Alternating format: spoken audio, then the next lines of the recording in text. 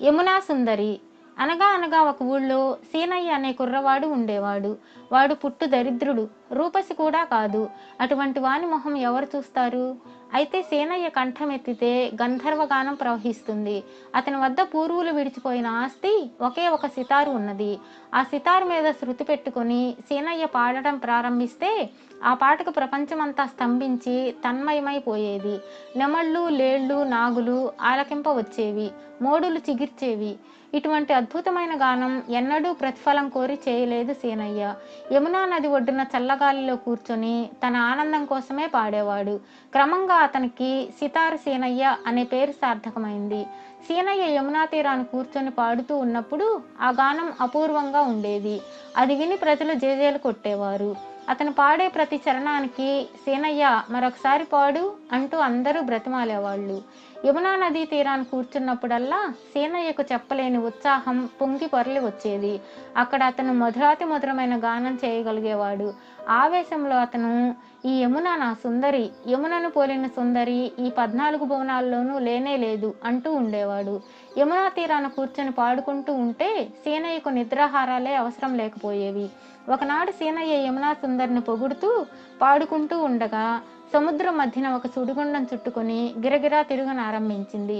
అందులో నుంచి క్రమంగా ఒక కిరీటధారి తల కనిపించింది. ఆయన ఎంతో ఆకర్షణీయంగా బ్రహ్మాండంగా ఉన్నాడు. ఆయన యువతలకు వస్తున్నాడనగా సముద్రపు కెరటాలన్నీ భయభక్తులతో అటూ ఇటూ తప్పుకొని దారి ఇచ్చాయి. ఆయన సీనయ్యను పిలిచి, చూడు సీనయ్య, నన్ను సాగర మహారాజు అంటారు. భూలోకంలో ప్రవహించే జీవనదులన్నీ నా కుమార్తెలు. నేను నా కుమార్తెలు నీ మధురగానం విని పరవశులైనాము. ఇందుకు గాను నీకు బహుకరించదలిచాను. కనుక నా నీటిలో ఒక వలపరిచావంటే నీకు తగిన సన్మానం జరుగుతుంది. అయితే ఒక్క షరతు మాత్రం నువ్వు జాగ్రత్తగా వినాలి.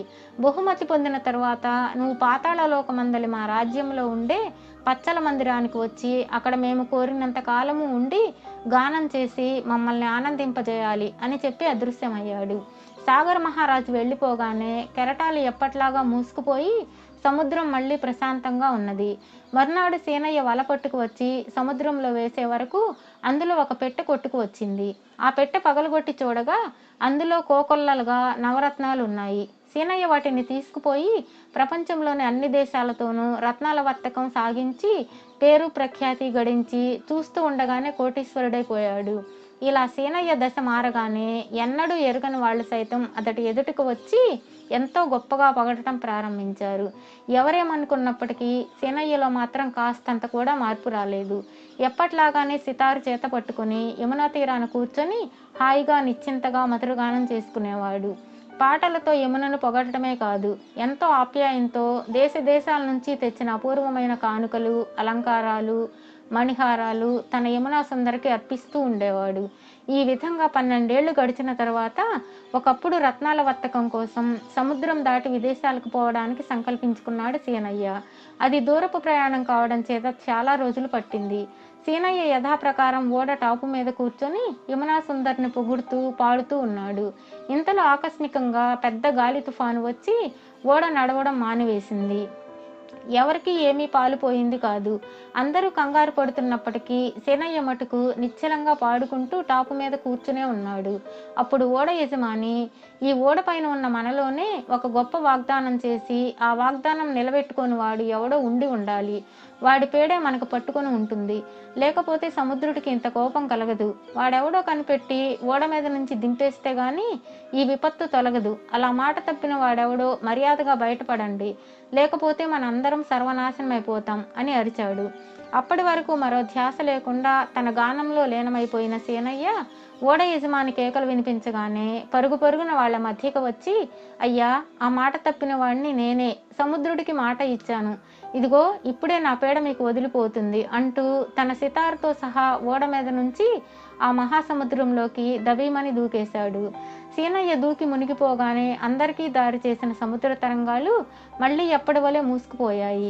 అతను నీటిలో అడుగు కంటా దిగిపోతూ ఉండగా చిత్రాతి చిత్రమైన జలచరాలు ఎన్నెన్నో కనపడ్డాయి.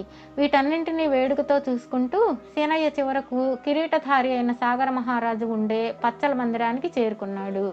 ఆ మందిరం సీనయ్య కని విని ఎరుగని అలంకారాలతో, ఆకర్షణలతో అపూర్వంగా ఉన్నది.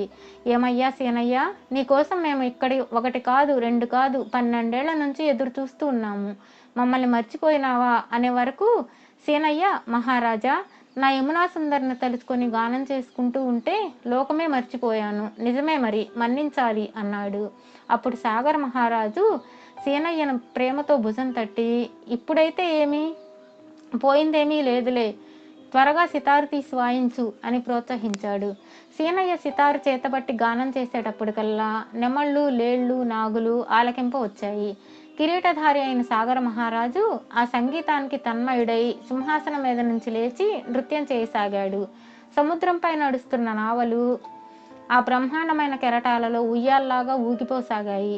ఇంతలో కోటలో నుంచి బిలబిలమంటూ 30 మంది అపురూప సుందరులైన కన్యలు అక్కడికి వచ్చి నిలబడ్డారు. వారిని చూడగానే మహారాజు మళ్ళీ తన దృష్టిలో పడి, సీనయ్య, నీ పాటకు మేమందరము సంతోషించాము. ఈ 30 మంది నా కుమార్తెలు. వీరిలో ఎవరు కావాలో ఎంచుకో, ఆమెను నీకు ఇచ్చి పెళ్లి చేస్తాను అనేసరికి సీనయ్య ఒక్కొక్కరిని చూచి 29 మంది కన్యలు తనకు నచ్చలేదన్నాడు. చివరకు మిగిలి ఉన్న కన్య వద్దకు వచ్చి, ఈమె ఒక్కతే నా యమునా సుందరిని పోలి ఉన్నది అని తన సంతోషాన్ని తెలిపాడు. ఈ 14 భువనాల్లోనూ ఈమె ఒక్కతే సుందరమైనది అన్నాడు సీనయ్య. ఆమె కిలకిలా నవ్వింది. ఈ నవ్వు అచ్చం నా యమునా సుందరి ప్రవాహ ధ్వనిలాగే ఉన్నది అని పొంగిపోయాడు సీనయ్య. మరి కొంతసేపు పరికించి చూడగా సీనయ్య దేశ దేశాల నుంచి తెచ్చి యమునా నదికి అర్పిస్తూ వచ్చిన ఆ చిత్రమైన మణిహారాలు, అలంకారాలు అన్నీ ఆమె ఒంటి మీద కనబడ్డాయి. అప్పుడు కిరీటధారి సాగర మహారాజు చిరునవ్వు నవ్వుతూ కిలకిల నవ్వే ఆ కన్య చేతిని సీనయ్య హస్తాలలో ఉంచుతూ, సీనయ్య, ఇంతకాలం నుంచి నీ సితారు ఎవరిని గురించి అయితే గానం చేస్తూ ఉన్నదో ఆ యమునా సుందరి ఈమె.